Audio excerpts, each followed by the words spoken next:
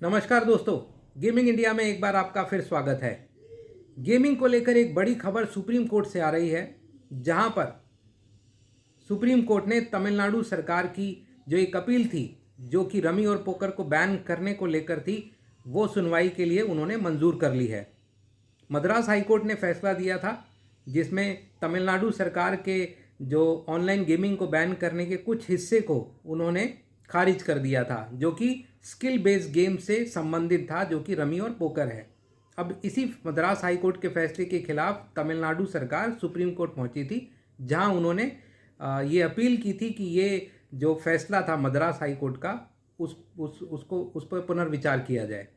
तो ये अपील अब मंजूर हो गई है। इसके साथ साथ सुप्रीम कोर्ट ने जो पुरानी दो अपीलें थी, जो 2022 की अपीलें थी, जो Tamil Nadu gaming and police act amendment 2021 जो था, उसके खिलाफ जो मद्रास हाई कोर्ट का फैसला था, और एक कर्नाटक में भी ऑनलाइन गेमिंग को बैन करने के खिलाफ वहाँ के हाई कोर्ट का एक फैसला था, उन दोनों के साथ ये जो नया अपील है, इनको टैग कर दिया है। खास बात यह है कि तमिलनाडु सरकार अपने यहाँ पर ऑनलाइन गेमिंग को बैन करने के लिए लगातार कदम उठा रहा है, सख्ती कर रहा है। दूसरा कानून है जो ये वो लेकर आए हैं, जिसके लिए वो सुप्रीम कोर्ट तक पहुँचे हैं।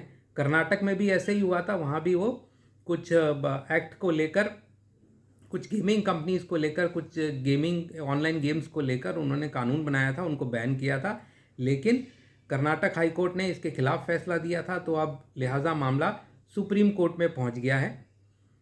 लेकिन एक बात हमें याद रखनी चाहिए कि जो घरेलू गेमिंग ऐप्स हैं, उनके खिलाफ तो राज्य सरकारें कानून भी लेकर आ रही हैं, उन पर सख्ती भी कर रही हैं, उनसे जीएसटी भी ले रही हैं, उनसे बाकी सब काम कर रही हैं। लेकिन ये जो विदेशी ऑफशोर गैम्बलिंग एक्ट हैं, जो सीधा सीधा चांस बेस्ड गेम्स खिलाते हैं और सीधा सीधा जुआ खिलाते हैं, उनके खिलाफ ना तो राज्य सरकारें कुछ कर पा रही हैं और ना ही केंद्र सरकार कुछ कर पा रही हैं।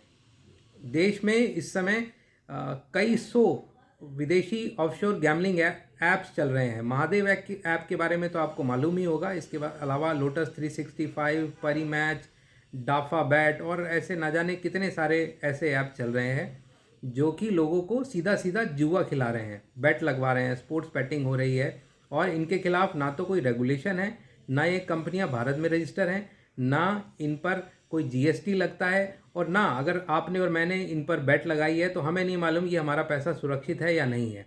ऐसे में ज़्यादा ज़रूरी बात यह है कि जो इलीगल गैम्बलिंग ऐप्स का एक जाल भारत में फैल गया है, उसको रोकने के लिए कोई पॉलिसी आनी चाहिए।